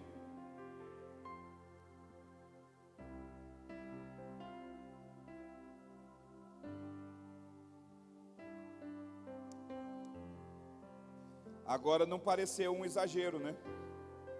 Tá ótimo, querido. Eu acho que aqui será suficiente. Obrigado, viu? Ninguém mente. Se precisar, eu lhe peço. Ninguém mente sem negar a Cristo. Bem-vindo ao Evangelho. Qual é a impressão que as pessoas têm? Ah, nós estamos na graça. Ah, irmãos, a graça. Graças a Deus que nós vivemos na graça. Mas qual é a impressão que as pessoas têm sobre a graça? Um cheque em branco, assinado por Deus, para você ficar tranquilo, porque qualquer caquinha que você fizer, a graça de Deus é suficiente para cobrir. E aí o crente vai, não, mas nós estamos na graça. Graças a Deus que nós não nascemos na lei. Graças a Deus que nascemos na graça. Mas as pessoas às vezes dizem assim sobre a lei, pensando que a lei é severa, que a lei é pesada. Ai, pastor, mas a lei é muito pesada. A lei pesada? Comparado com a graça? A graça é extremamente mais severa do que a lei. Nem se compara. A graça é infinitamente mais pesada e mais severa do que a lei. Por quê? A lei é apenas a sombra. Aqui não dá porque não há uma luz projetada, mas vê se dá para fazer bem aqui nesse branco, talvez dê, não sei. Dá para ver a sombra da minha mão?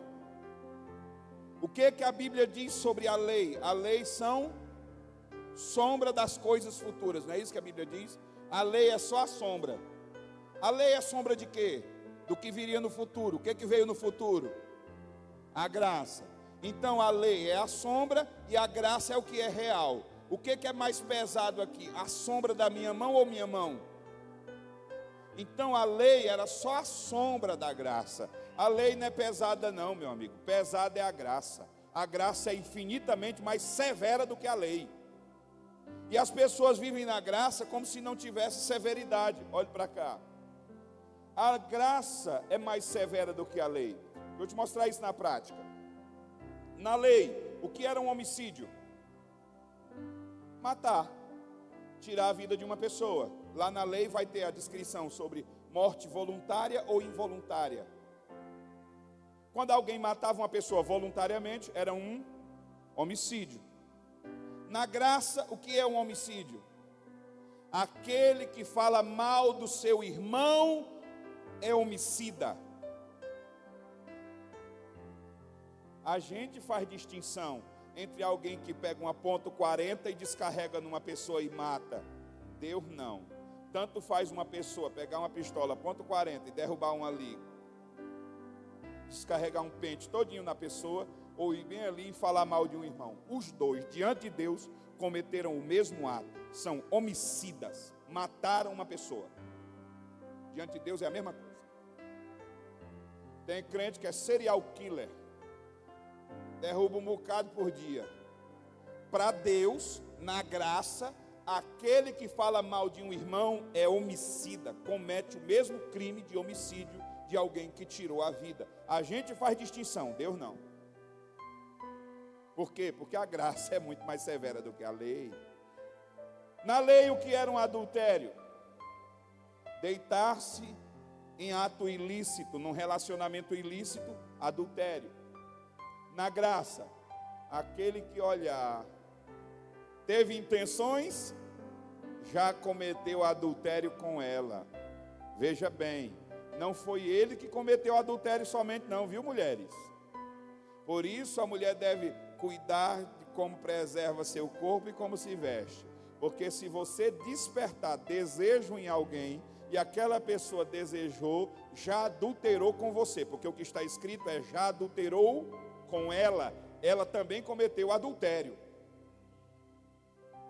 Bem-vindo à graça, infinitamente mais severa do que a lei. E as pessoas acham que a graça é um chequezinho branco, que dá ali uma salvaguarda para você ficar tranquilo, que independente do que você faça, está tudo bem. A graça é mais severa do que a lei. Quantos querem ser profeta para essa geração? Bate no ombro da pessoa e diga assim: não minta não, viu? Se eu pegar você mentindo, eu vou lhe partir ao meio na verdade. Depois a gente toma um sorvete. Tranquilo. Por quê? Porque é assim que você tem que viver. Tem situações, irmãos, que é a liderança que vai resolver. Mas tem situações que é você, que não pode ficar de fora. Você presencia, você toma conhecimento, você precisa se posicionar imediatamente. Ah, mas fulano não vai gostar de mim. Sabe qual tem que ser a sua preocupação? Pule de cima de uma gilete para se suicidar, de tão preocupado que você está. Pule de cima de uma gilete. Ah, pastor, fulano, não se preocupe com isso não. Não se preocupe. Se posicione na verdade. Primeiro dever de um líder, nós falamos ontem: proteção. Deve proteger seus liderados. Qual é o primeiro sentimento de um liderado? Sentimento: proteger seu líder. Então não é só o pastor que vai proteger as ovelhas. Nós devemos criar uma muralha também em volta dos nossos pastores. É interessante, irmão.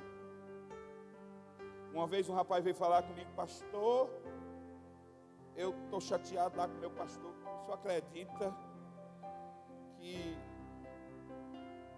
ele não me dá um telefonema assim para saber como é que eu estou, pastor? Eu digo: e você já ligou para ele para saber como é que ele está? Ah, pastor, eu tenho tantos problemas. Eu digo: você tem noção de quantos problemas seus pastores têm? Você já ligou para ele para dizer: pastor, estou aqui com o senhor, viu? O senhor está bem? Está precisando da minha ajuda? Porque a gente acha que pastor é super-humano. Não existe esse mito do super-crente, de super-homem. Olha para quem está do seu lado e diga: graças a Deus que o seu pastor falha e que ele é um ser humano. E pastor falha? Sim, falha, a gente erra, querendo acertar, mas erra, a gente se entristece. Você acha que todas as vezes que o seu pastor subiu ali para pregar, ele estava feliz da vida, morto e feliz, querendo pregar? Ou você acha que ele já subiu ali para pregar angustiado? Você acha que ele já subiu ali para pregar pensando até em desistir, sim ou não? Já, porque é um ser humano.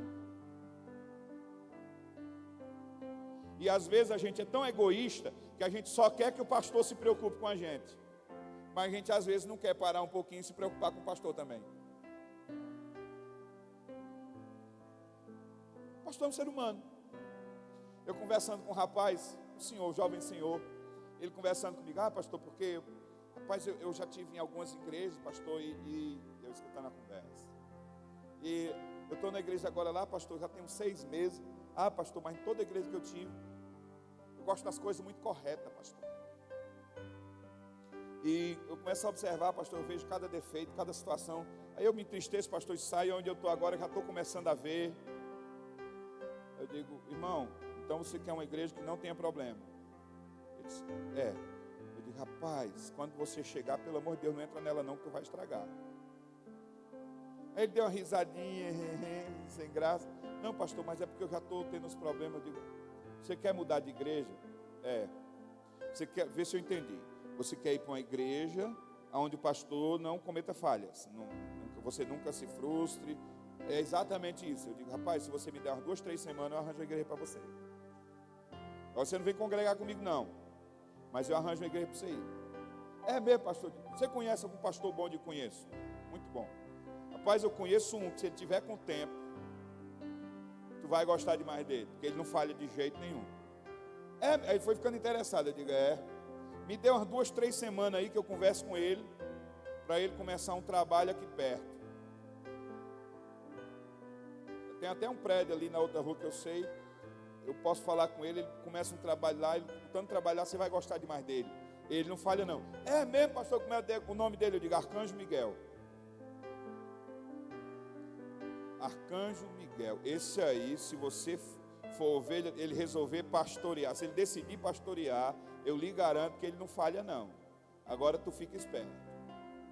Porque se tu falhar, não vai ter misericórdia não. É espada no seu pescoço e a cabeça separada na mesma hora. Ele também, o pastor não deixa nem a gente conversar. Eu digo, dessa conversa aí não tem conversa não. Por quê, irmão? Porque tem uma promessa que eu faço. A gente tem o discipulado. Quando chega o encerramento do discipulado, tem uma ministração que é comigo. E aí eu vou fazer essa ministração com ele, antes de preparando ali para o batismo e tal. E aí eu faço uma promessa solene. Eu chamo todos aqueles que estão no discipulado. Quando eu chamo eles no culto de domingo, tem a ministração mais cedo, antes do culto. Quando chega na hora do culto, eu chamo eles, todos os novos que vão descer as águas e tal. Aí o pessoal da minha equipe já bota a mão na cabeça e diz, lá vem, vai de novo. Eu faço uma promessa solene, boto eles posicionados aqui. Se eu quero fazer 2 promessas a vocês como pastor dessa igreja, eles ficam ali, diante de todos. Eu prometo que em algum momento eu vou decepcionar vocês. Eu vou falhar com vocês. E esses aqui da nossa equipe também em algum momento vão falhar com vocês. Por quê, irmão? Porque graças a Deus nós somos bons em cumprir nossas promessas. A gente falha mesmo, até aqui, graças a Deus, em algum momento, sem querer, sem vontade de falhar, sem ter a intenção de falhar, mas a gente falha. Agora, da mesma forma que eu faço essa promessa, eu faço a segunda. Eu digo, mas com a mesma verdade que eu estou dizendo isso, eu prometo para vocês, que se vocês quiserem ir para o céu com a sua família, nós não vamos negociar a verdade, negligenciar a verdade, adoçar ela. Nós vamos anunciar a verdade para você e para a sua família, como ela é na palavra, com a mesma sinceridade. Compreende isso? Porque às vezes as pessoas têm esse mito de super crente e super homem. Pastor se entristece, pastor se angustia, e ele não deixa de ser pastor porque sente essas coisas. Nem diminuiu a autoridade dele por causa dessas coisas. Já pensou Elias depressivo ao ponto de pedir a morte? Não, Deus, me mata. Pode me matar, não quero mais viver não. O apóstolo Paulo, depois de 14 dias sem haver sol nem lua, fugiu de nós toda a esperança de viver. Paulo era eloquente. É a maneira de dizer, não gente, eu pensei que eu ia morrer mesmo, acabou, foi tudo, e ninguém vai mais escapar desse navio aqui não.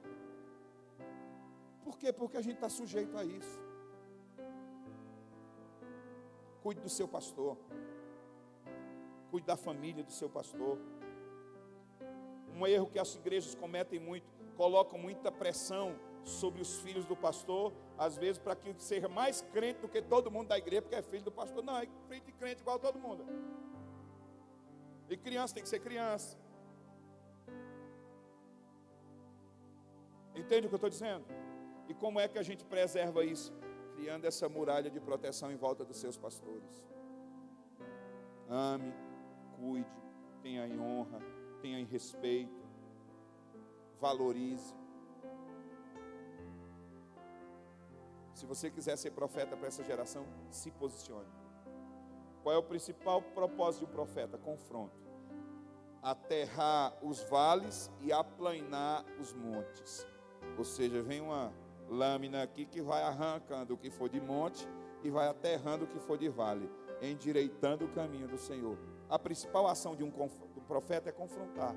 Não é que você vai confrontar as pessoas por confrontar, mas você precisa ter o posicionamento de crente, na hora que for preciso, de ter firmeza na verdade e se posicionar. É isso que você tem que fazer, como crente.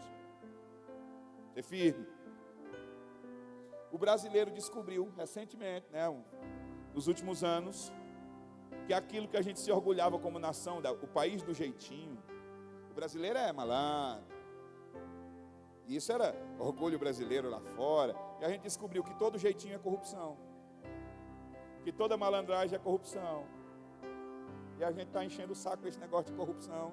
E que a gente não quer mais corrupção não. Irmãos, às vezes eu escuto coisa que me dá nos nervos. Eu falo sobre isso hoje à noite. Como assim? O Brasil tem 40 milhões de crentes. Me dá uma tristeza tão grande quando eu escuto isso. Pastor, o senhor não se alegra não? Não. Porque José sozinho transformou a maior nação da terra de sua época. José sozinho influenciou o Egito e transformou o Egito. Como é que 40 milhões de crentes não conseguem influenciar em absolutamente nada a bandalheira que está nessa nação? Duas coisas: ou este número está errado, ou a qualidade desses crentes, irmão, não está quebrando uma bolacha. Por quê? Porque ninguém quer se posicionar. Eu não vou dizer nada. Olha para quem está do seu lado, diga: um profeta não se cala diante da injustiça e do pecado. Eu tenho um amigo que trabalha na mesa da Câmara em Brasília, um pastor que trabalha na mesa da Câmara, ele é advogado, ele trabalha lá há 28 anos. Sempre a gente conversa, ele vai me informando sobre os projetos que estão para ser apresentados. Se um outro partido tivesse sido eleito, já estava preparado ao retorno da PL 122, lei da homofobia, só que ela viria agora ampliada e com outro nome, para ser aprovada. Naquela época da PL 122, lei da homofobia, se ela tivesse sido aprovada pelo texto do Paulo Paim, pregar Romanos 1 dava cadeia. Podia mais ninguém na igreja citar Romanos 1. Por quê? Porque ia falar contra os homossexuais e transexuais. E não sei, agora, antes era LG, agora é LGBTI+. Cada dia eles acrescentam alguma coisa. Pastor, você não pode dizer? Posso. Tranquilamente. Porque eu tenho liberdade para falar nessa nação, pela Constituição desse país. E eu posso, dentro de um culto, dizer que homossexualismo é pecado. Mas aí o que é que muita crente faz hoje em dia? Não, a gente tem que respeitar as pessoas. Eu não estou desrespeitando as pessoas. Eu estou denunciando um pecado como pecado. E pecado continuará sendo denunciado nessa nação como pecado. E precisa ser denunciado como pecado. E o crente tem que ter coragem para isso. Você precisa se posicionar na verdade. Em tudo. O sim é sim, o não é não, o certo está certo, o errado está errado, e não importa quem seja. Esta é a nossa cartilha como crente. Se posicione. Olhe para quem está do seu lado e fala assim: eu amo você em Cristo, mas quando eu estiver errado, eu não quero que você me engane. Bote seu dedinho na minha cara e diga que eu estou errado. Amém? Estenda a mão na direção do seu pastor e diga comigo: pastor. Diga: pastor, tenha paciência comigo. Quando for preciso, me bote no colo, me carregue nos braços. Mas pastor, quando for preciso, pegue uma vara boa e quebre no meu lombo e acabe com a minha raça, porque eu quero é ir para o céu. Amém? Você pode dar uma salva de palmas ao Senhor Jesus? Aleluia! Se posicione, assim você será profeta para essa geração. Amém? Hoje à noite nós vamos tratar sobre o princípio da autoridade, aprendendo a andar em autoridade. Traga seus filhos. Se você lidera algum tipo de trabalho na igreja, traga seus liderados. Eu creio que será algo bem interessante que o Senhor vai gerar no nosso entendimento sobre isso. Amém? Deus abençoe vocês.